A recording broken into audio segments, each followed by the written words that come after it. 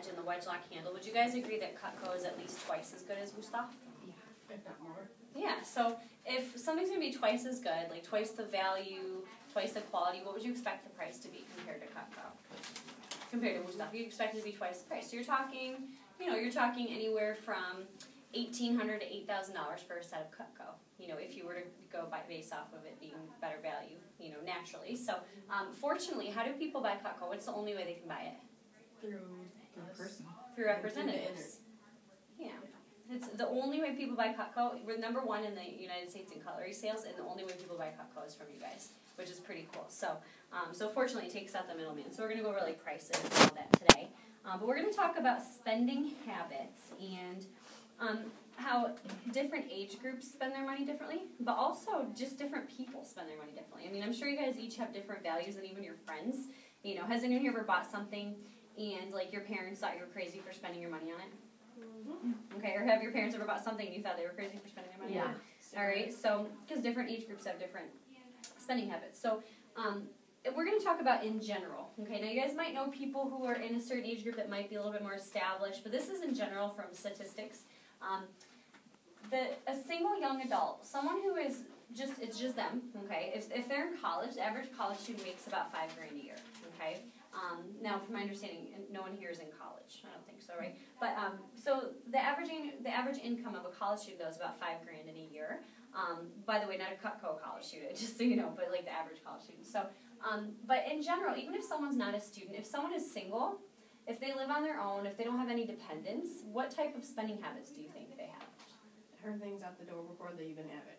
Okay. Well, what type of things do you think like a single person will spend their money on?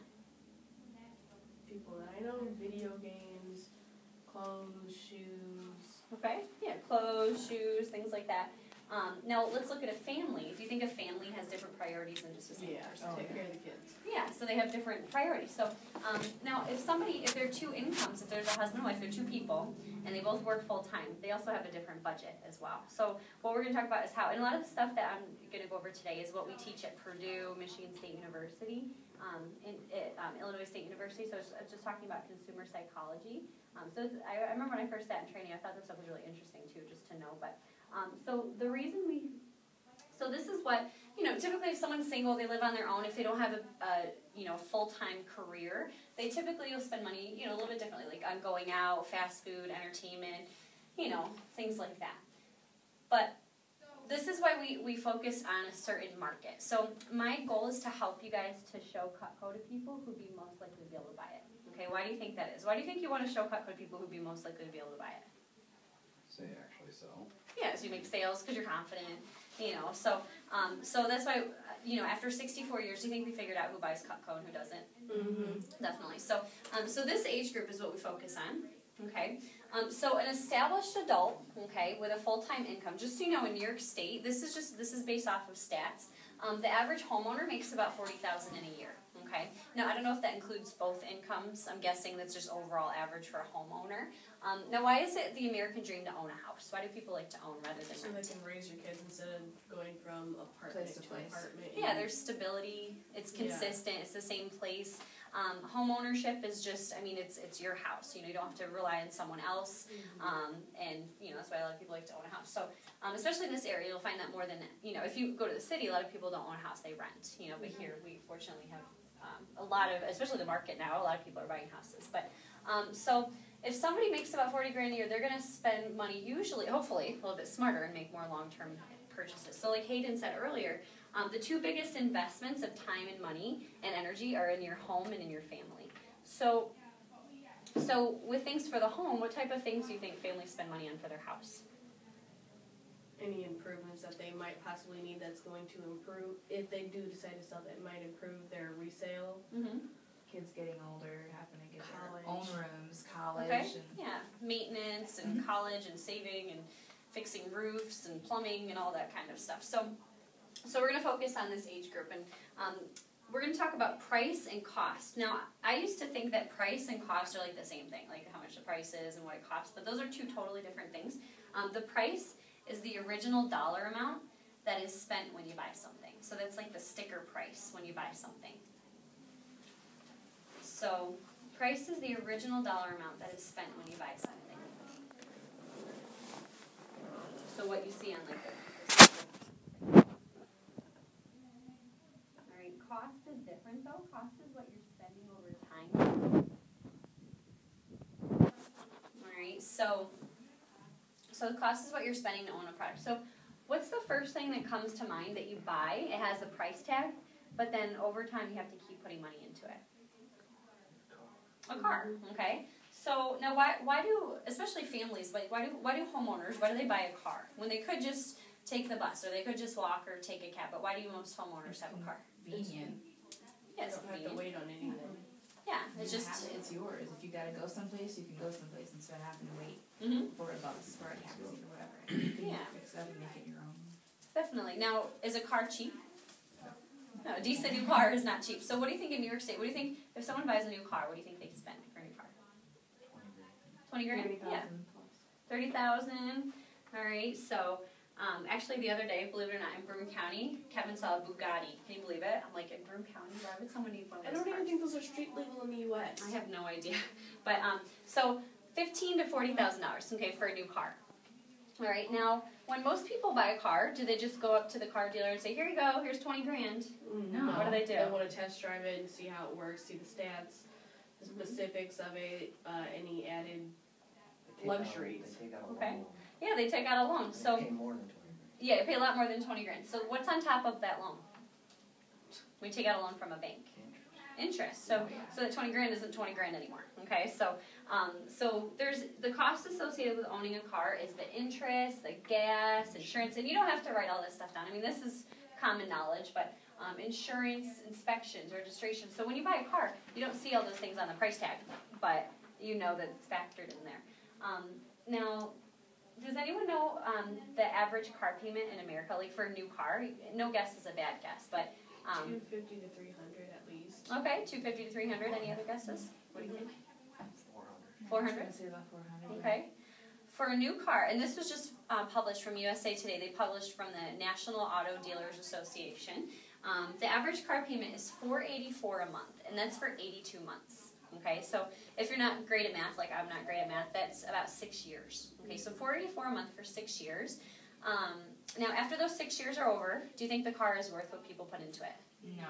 No. Okay. In fact, a new car, the value on average depreciates about $100 a week on average for the amount of time that someone owns it. So, because as soon as you drive it off the lot, it depreciates in value. So again, I'm not trying to talk you guys out of buying a car by any means. I love cars, but I know when I bought my first car, it was a Saturn Ion. Okay, it was my favorite color, green, and I ended up, it was like $12,000 or something, and I ended up, it was $222 a month though for 6 years.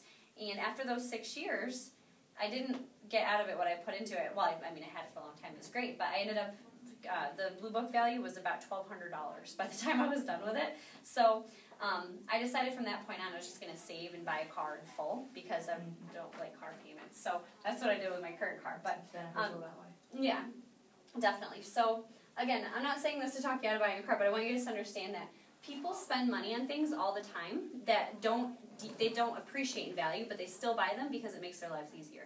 So we're going to kind of play the prices right. I want to see how good you guys are. We're going to talk about the common household investments that people have, okay? And when people buy things for a house, you know, when they move into their first house, usually all the furniture fits like in the living room, okay? So you have to furnish the house when you buy a new house. So I have all these things. These are right from Consumer Reports. I have them right on my computer, but I want to see if you guys know your stuff. So a bedroom set, okay, the average bedroom set that's like a queen-size bed with a mattress, box spring, and frame. That's it. So nothing else included. What do you think a family will spend on that? $1,200. Okay, $1,200. For a queen. Okay. About 1,200 to 1,400.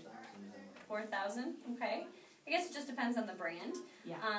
Now, how long do you think they last before someone has to replace that? Or before 3 they years. Maybe Okay. 5 if you're lucky. Okay. Well, it depends on the brand again. We'll go back to that in a second. What about a living room set? Not including the TV, entertainment center, but just like the couch and like a love seat, basically. $2,000? Probably $2,000 a piece. Okay. Usually.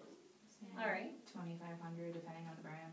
Okay. Yeah, $2,500. What about a washer and dryer? Now, why does a family buy a washer and dryer? Even though they could just go to the laundromat. But when someone owns a house, why do they spend extra money on getting a washer and dryer? It's That way they convenient, can it's do right it there and they don't have to worry about if there's anything in the washer and dryer that might harm their children or themselves. Okay, all right. So you have to take into account going to a public place. So it's just convenient and also it saves money too. So what about a TV? Who here has at least one TV? Raise your hand if you have one TV. All right, 2 TVs? All right, how many do you have at home? I'm going to have like 4. 4, okay. So now why does a family, the average homeowner has at least 2 TVs, okay? Now why does a family have at least 1 or 2 TVs at home? There's normally more than one person Yeah. in Wants there to do that the they all same watch thing. something different. Okay. Yeah, everyone has different things that they want to watch. Now, every family is different though, okay? I know in my family, I've never had cable my entire life. My mom was always like, go outside, read a book, we just never had cable. So, which now I'm grateful for. When I was younger, I'm like, but I want to watch Nickelodeon, But at the same time, it saves a lot of money not to have that kind of stuff. So, does anyone here know someone who plays video games? Okay. What kind of a system do you guys have? Xbox. How many games do you think you have? For I have just, for one just that the I play. Xbox or Yeah, for just all for, the game just for the systems? Xbox. What do you think, Brad? About almost 50. 50. yeah. Okay, and how much are games on average? 60 bucks brand new. Brand. Okay, so 50 games times that's like $3,000 on video games. And Okay. most Yeah. of mine I buy, old anyway. So. Okay, let's say they're used, so let's cut it in half. That's $1,500. Okay, but that's something that you like, right? You like playing video games. My old roommate in college loved playing video games. She had every game ever, and she thought I was weird for spending money on a guitar. Okay, but we have different values. She thought I was a music geek, and I thought she was a video game geek. So it's okay. She's one of my really good friends, so it's no big deal. But the thing is, everybody has different values, so you can't prejudge somebody. If somebody likes something, they'll find a way to buy it. Would you guys agree with that? Yes. If Yeah. somebody really likes something, they'll find a way to buy it. I'm sorry. So, computer, who here has a computer? Does anybody have a computer? Okay, do you have a laptop or desktop? Desktop? Okay, go ahead. Laptop? Okay, do you have a computer? Laptop? So, why do people buy computers when they could just go to the library? Because it's more It's convenient. also convenient. Okay, it's convenient. It's theirs. Yeah. Time saver, money saver.